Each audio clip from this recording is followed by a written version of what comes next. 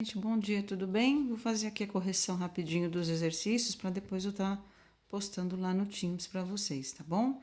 No exercício 1 do nosso terceiro POAD, foi dado então uma elipse para vocês com algumas coordenadas de acordo com o desenho, certo?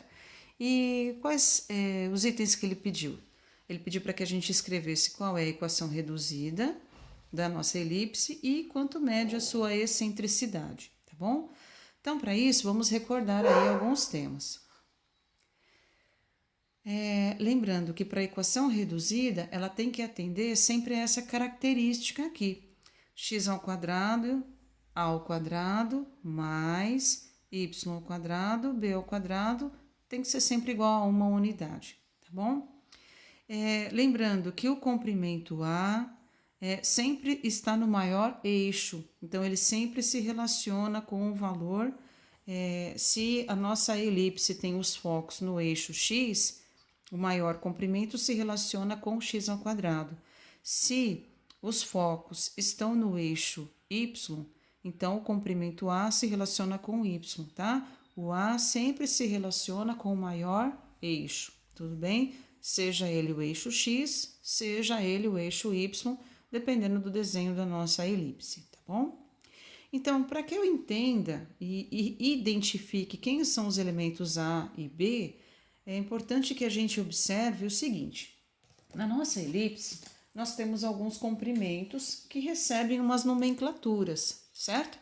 Então, o que é o segmento OE? É o que nós determinamos que é o valorzinho de A. Então, o valorzinho de A, ele parte do centro da nossa elipse e ele vai até a extremidade, que é o vértice, tá vendo? Aqui, ó. E aqui nós sabemos que esse ponto E, que é a extremidade, ele tem como coordenadas 5 e 0. Gente, quando eu falo de coordenada, tem que ter o valor de x e tem que ter o valor de y. Não basta só ser o 5, tá? Não se esqueçam, as coordenadas, ela é uma combinação entre o valor de x e o valor de y, tá bem? Então, eu tenho o ponto E, que tem como coordenadas 5 e 0. Esse ponto E, ele se encontra a 5 unidades de medida do centro da nossa elipse. E é esse comprimento que eu determino como sendo o valor de A, ok? Vejam que tanto faz para a direita ou para a esquerda, a quantidade de unidades é sempre a mesma, tá bom? 5 unidades para lá, 5 unidades para cá, num total de 10 unidades. Por isso que a gente fala, né, que a distância do ponto D até o ponto E equivale a 2A, tá? Porque é um comprimento A desse lado, é um comprimento A do outro lado, então a gente tem 2A, tudo bem?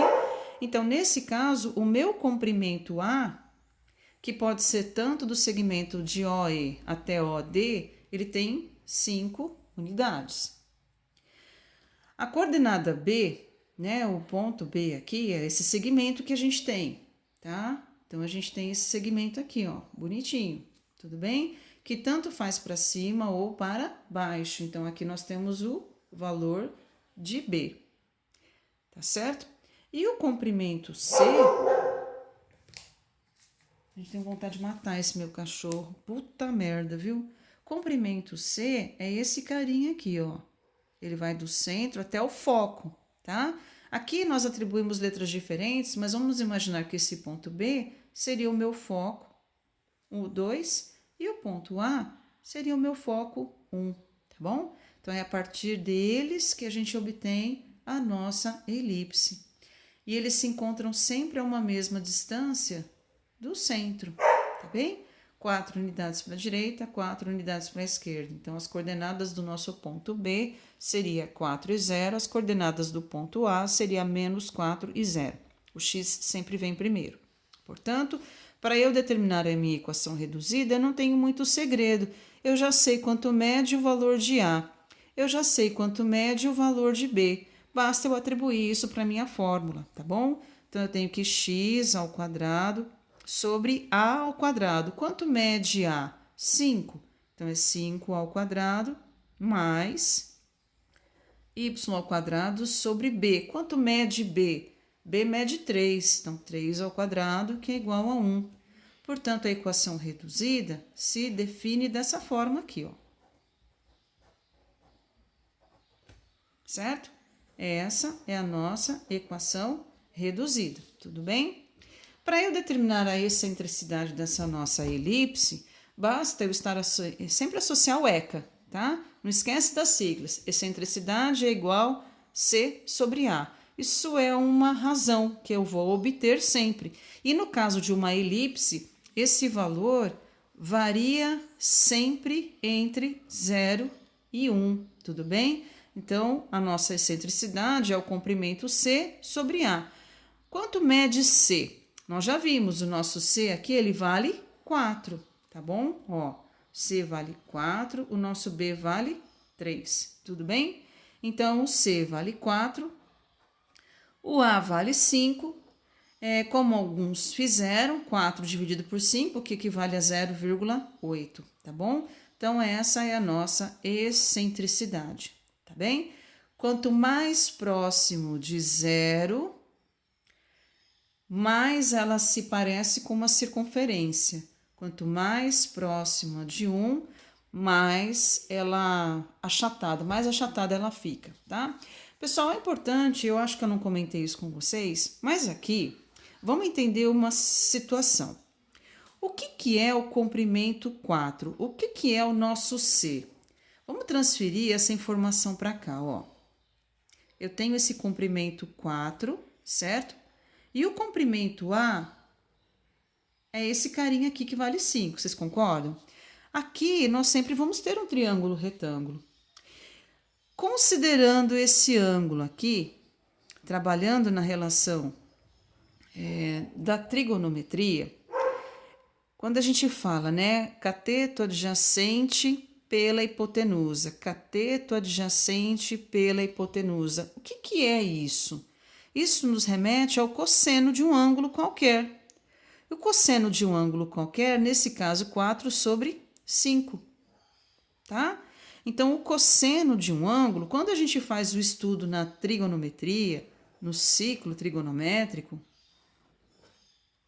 conforme, quando a gente tem aqui para 0 grau, nós temos o valor máximo do nosso cosseno. E conforme a gente vai abrindo, ele vai diminuindo até chegar em 0, tá? Então, isso nos remete a essa ideia de que quanto mais próximo de 1 for a nossa excentricidade, mais achatada ela fica, porque se ela for igual a 1, ela vai ser uma reta, porque eu estou relacionando aqui com a questão do cosseno de um ângulo, que é o cateto adjacente pela hipotenusa, tá bom? Por outro lado, quanto mais próximo de 0 eu tiver essa abertura aqui da nossa elipse, quanto mais próximo de 0 ela for, mais arredondada ela será, tá? Por conta justamente dessa relação trigonométrica que envolve a questão do cosseno, que é o cateto adjacente pela hipotenusa. Então, eu sempre vou dividir o valor do C pelo valor do A, tá bem? Então, em relação ao ângulo, cateto adjacente pelo A, tá? Então, é daí que surge esse conceito, tá bom? Do porquê que quanto mais próximo de 0 é assim, porquê que quanto mais próximo de 1 é assado. Então, quando eu divido cateto adjacente pela hipotenusa, isso é o cosseno. E pela relação trigonométrica, então o cosseno de 0, ele é 1, tá? Porque ele mais aproxima, porque ele equivale a uma unidade de raio, né? Então, ele não pode ser 1, porque senão ele vai ser uma reta. Então, ele tem que ser entre 0 e 1, tá? Espero que tenha ficado claro. Esse questionamento surgiu numa aluna que me perguntou e eu expliquei isso para ela, e no dia que eu falei sobre excentricidade, a gente não mencionou essa relação da questão da trigonometria aqui também, tá? Mas é só para justificar o porquê dessa relação. Por que quanto mais próximo de 0, por que quanto mais próximo de 1? Então, tem a relação com o cosseno, nesse caso do ângulo aqui também, tá bom? Então, esse foi o nosso exercício número 1.